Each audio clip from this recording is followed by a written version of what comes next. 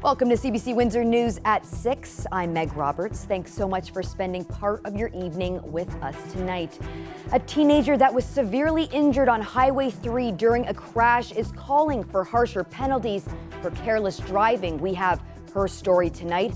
Plus, local historians are making sure First World War and Windsor's role in it isn't forgotten. We tell you about their efforts, and we chat with the Windsor Lancer football team about a big game this weekend as they remain undefeated 5 games into the season for the first time in nearly 50 years.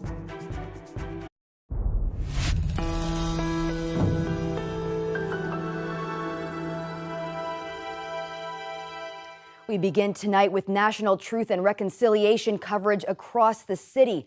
Observed on September 30th, the day is meant to honor Indigenous children who never returned home, as well as the survivors of residential schools. Politicians and members of our local Indigenous community met at City Hall for a special flag-raising ceremony today.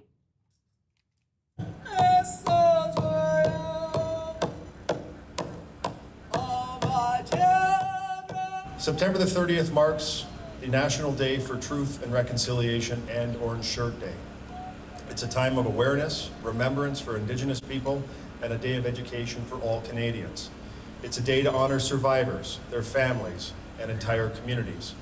And it's a way to ensure that public commemoration of the history and legacy of residential schools remains a vital component of the reconciliation process. Those words in Mohawk. I wasn't allowed to speak my language after the age of 5 because the Indian agent was still around and I would be taken. And if my parents said no, they'd be put into jail and I'd still be taken.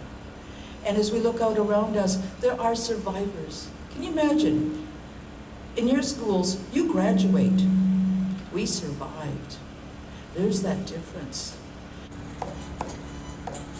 Want to learn about generational trauma. These are the types of stories that are important to be told. And so today was that opportunity to raise the flag, to have people here, some of whom were, knew about this, some of whom just happened to stumble across this flag raising, who happened to be a survivor from Saskatchewan.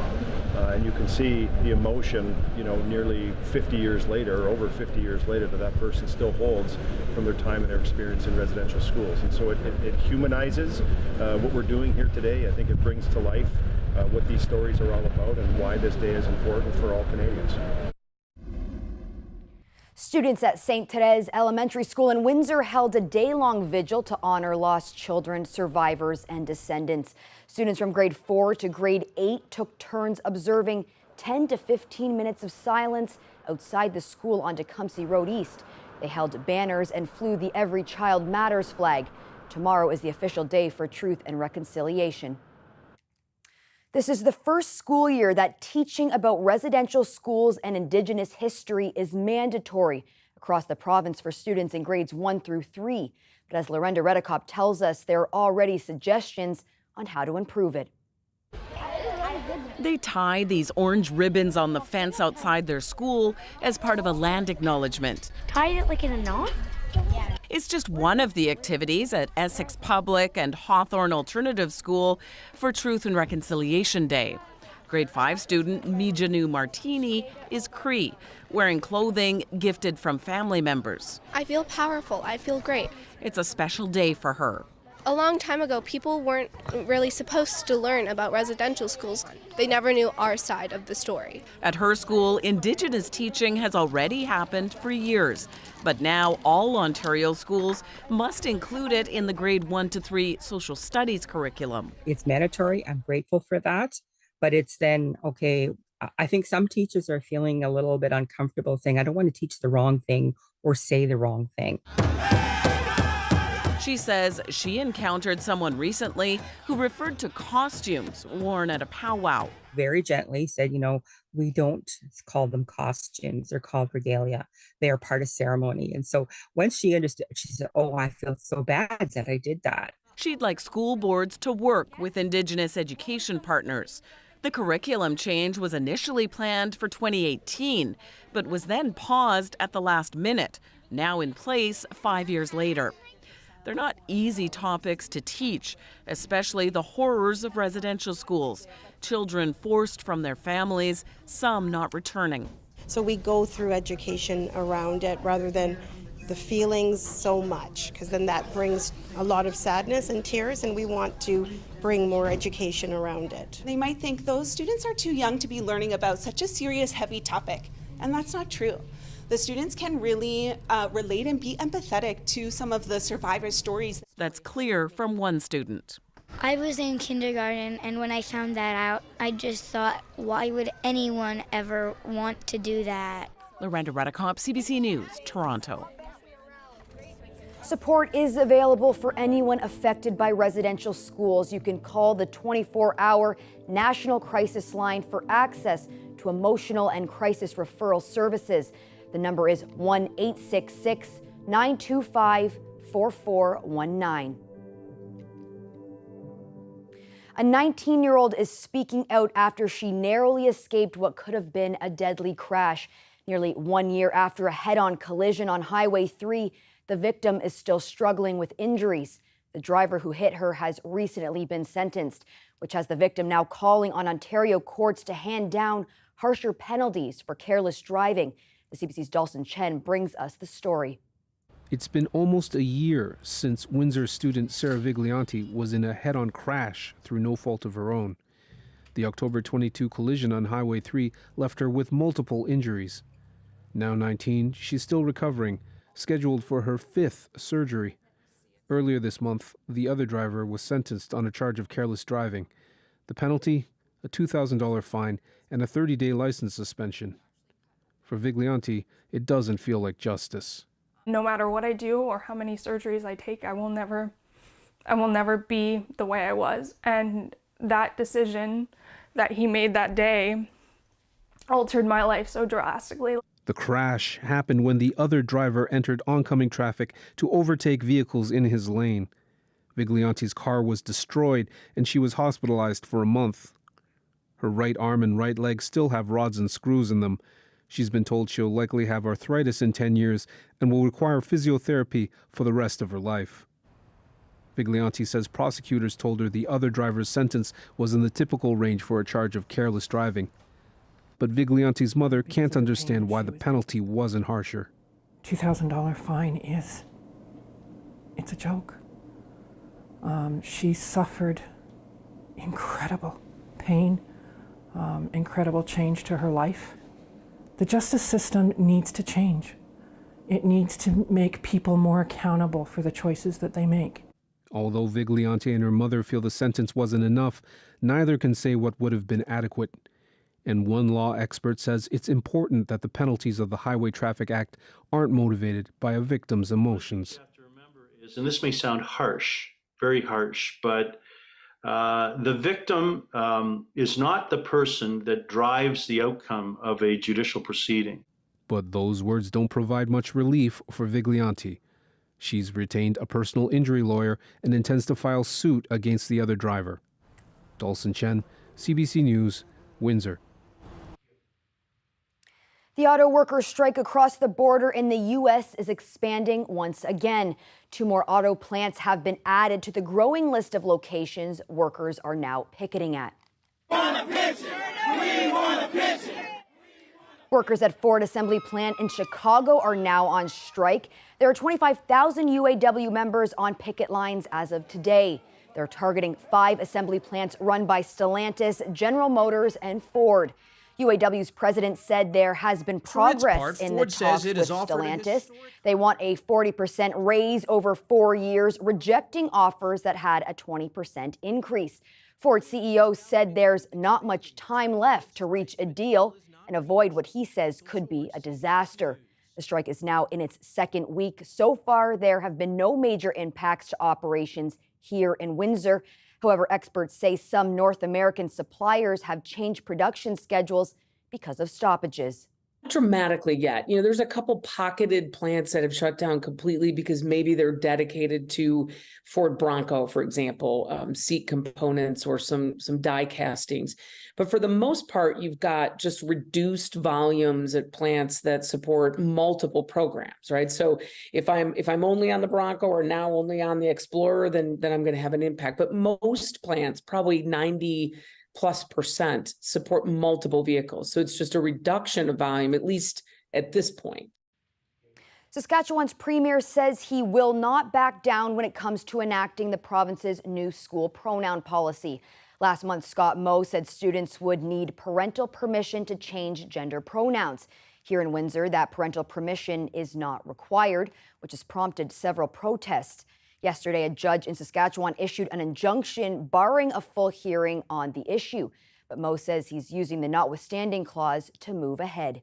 The government is very committed to implementing this policy. We'll be introducing and passing the legislation notwithstanding it. And so those implementation plans will be in effect sooner rather than later to ensure that we are including our parents in our child's life, our child's education across the province. And most certainly, I think that's the clarity that we're trying to provide to everyone involved, including our school divisions, but most importantly, families across the province. The Premier has indicated the measure will be brought before the legislature on October 10th. There's an international convention coming to the city this weekend, and it's to help ensure the First World War and Windsor's role in it aren't forgotten. The CBC's Dale Molnar has more. It's all the mechanisms and stuff are on the outside of the gun, which is problematic when you're fighting in mud and dirt. Matt Pritchard from Museum Windsor explains the problems with the Ross rifle on display at the Chimchuk Museum. He'll be one of the speakers at the university's series called Learning About the First World War. One of his topics, Corporal Charles Raymond of Windsor, the first Canadian citizen to die in the war fighting for the British. So I believe that was September 1914. From my understanding, Corporal Raymond was born in Windsor, but ended up in England. I don't know if there's not a lot of information kind of to fill in the blanks on that, but he passed away, I think it was his early 30s. Yes, 32 to be exact. Other speakers will discuss teaching Canadian history to newcomers and the all-black Construction Battalion No. 2. Which had a major presence in Windsor. Black soldiers weren't allowed to serve at the front in a fighting role in the First World War, so they put together this Construction Battalion, trained here, trained in England, and then were in France. Rob Nelson is the head of the history department at the university. He says a film historian will also give his analysis of a 2018 documentary by Oscar winner Peter Jackson. Of Lord of the Rings fame, recently took a bunch of footage from the First World War of British soldiers, colorized it, put sound to it, got people to speak, kind of copied the mouthing of the silent films and actually figured out what they were saying and created this incredible documentary called They Shall Not Grow Old. Nelson says learning about the First World War allows us to better understand the war in Ukraine. And that war is classic 1914. It's about nationalism and territory and building up propaganda to make you hate the other side, all that stuff we've seen over the last couple of years with Russia-Ukraine. The event takes place Saturday from 3:30 to 7 here at the School of Creative Arts at the University of Windsor downtown at the Old Armories building, and admission is free. Dale Molnar, CBC News, Windsor. Well, it's a big weekend for the Windsor Lancers football team. For the first time in 48 years, the team has started the season 5-0. And tomorrow afternoon, they're hoping to make it 6. They play Western University here at home. The Mustangs are also undefeated with one of the best football programs in the country, winning the 8 Cup Conference championships more than 30 times. Head coach of the Lancers with some good insight on the opposing team, having coached for the Mustangs prior to coming to Windsor 4 years ago. He told us after practice today he's excited to play in front of local fans. Got the #1 team in the country and the defending champs, and we're all the way up to #4, so 1 versus 4 I think is a great matchup. Hopefully we get the whole community out here supporting us. I think it's really special for this community to see that this team has come together, and it really represents what the city's known for, that blue-collar mentality. It's going to take a great effort from everyone on our team, from coaches to players to support staff to really have a chance in this one. I think, we got to be at our best. We got to play our best game of the season with a really talented, well-coached team who's, historically they've been one of the better teams in the country. Windsor's well-known floating fountain has been removed from the Detroit River for the final time. The Charles Brooks Memorial Peace Fountain has been in the water at Reham Park since 1978. City Council has approved creating and installing a new fountain to replace the original by 2025. That's because the old one often required increasingly expensive repairs. The city says the original fountain was the only international floating fountain in the world. It propelled water 21 meters in the air, and at night, viewers got a light show. The fountain was named in memory of local UAW union leader Charles Brooks for his contributions to social progress and commitment to worker welfare. For now, the 45-year-old original fountain will sit at Windsor's Lakeview Park Marina.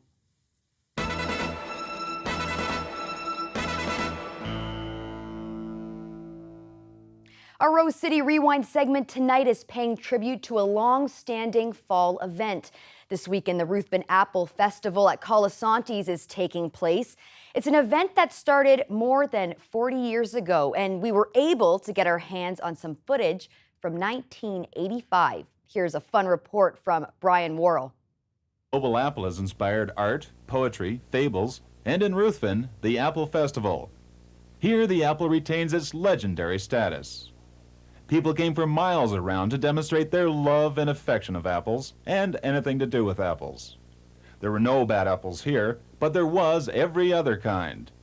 There were big apples and small, Macintosh, Delicious, and Snow. There were ethnic apples. Buongiorno! Buongiorno!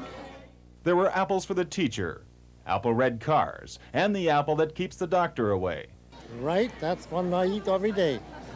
That's how you stay healthy. Yep, that's right. Here's the apple of her mother's eye. And, of course, there were apple pies, apple crisp, apple cookies, muffins, and squares. Candy apples were a big seller, although to dieters, they're forbidden fruit.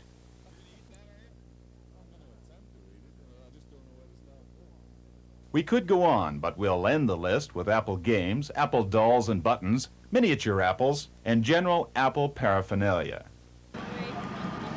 Ruthven may not be the big apple, but it is big on apples. In fact, you might say the people here love apples to the core. Certainly there was nothing half-baked about this weekend's activities. How do you like them apples? All right, that weekend weather forecast is upon us. Colette Kennedy breaks it down coming up after the break.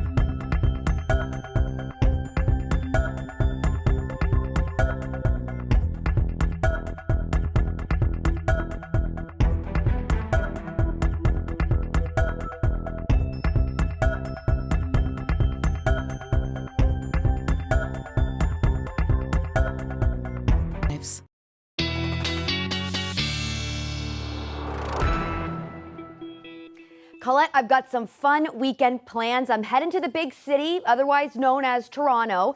And one of my favorite parts of making that trek up the 401 at this time of year is seeing all the orange and yellow leaves on the trees.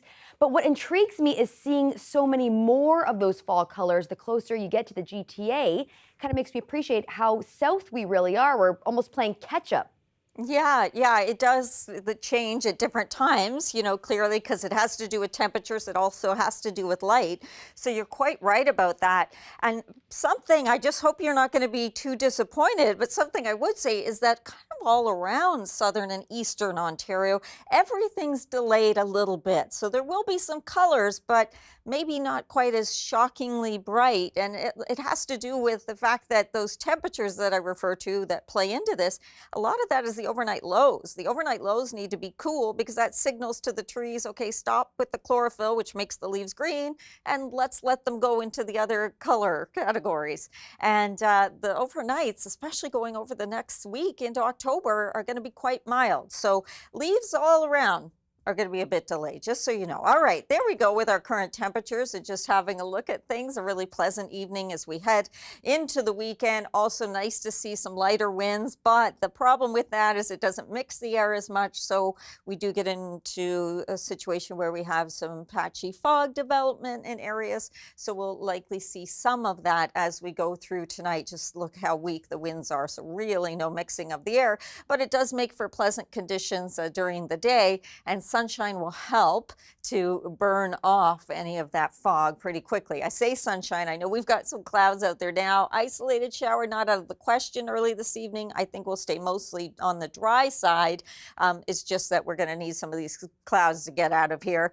And speaking of needing clouds, not only clouds, but the rainfall to get out of there. Northeastern U.S. just being inundated with a trough that's nearly stationary. It's kind of this blocking pattern. We're into the fairer skies, but they're stuck with the unsettled weather. Some of these rainfall rates, 25 to 75 millimeters per hour, okay, per hour. And they were already inundated by Idalia. And so that's why they're in that area. Flood watches, warnings. It's actually a dangerous situation, but the rain will improve there by tomorrow late afternoon, I'd say. Look at our outlook, though, as we move forward in time into tomorrow. If you're recognizing, hopefully you are, National Day for Truth and Reconciliation, or observing the pleasant conditions outdoors to be doing anything. And then just a few of those clouds kind of rolling through Saturday night into Sunday, but then again, Sunday we'll get into more sunshine that will stick around for several days. We're back into this pattern. So your overnight temperatures through the overnight hours, 12, but warming up nicely early tomorrow morning. And then there it is, the long range forecast, just looking at how those temperatures are going to be heating up, Meg. Beginning of October. I like to see that. Thanks so much for that, Colette. You're welcome. It was a murder people have talked about for decades, and now almost 30 years later, police have laid charges. We have that story coming up.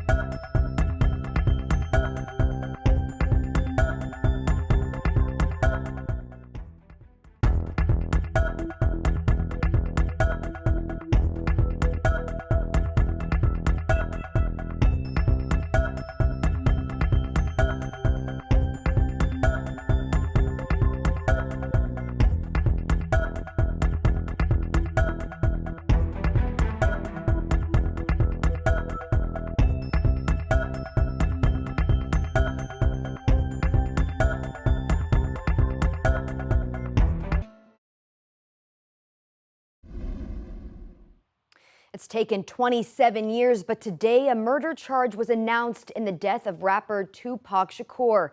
The hip-hop icon was gunned down in 1996 after a brawl at a casino in Las Vegas. A jury has indicted Duane Davis, known as Keefe D, who is now 60. He was a passenger in a Cadillac that pulled up beside Tupac's BMW when gunfire erupted. But police raided Davis's home this summer and collected evidence. Tupac was 25 when he was killed. He's considered one of the most influential rappers of all time. If you found $5 in your pocket and treated it like free money, you may be doing what some TikTokers call girl math.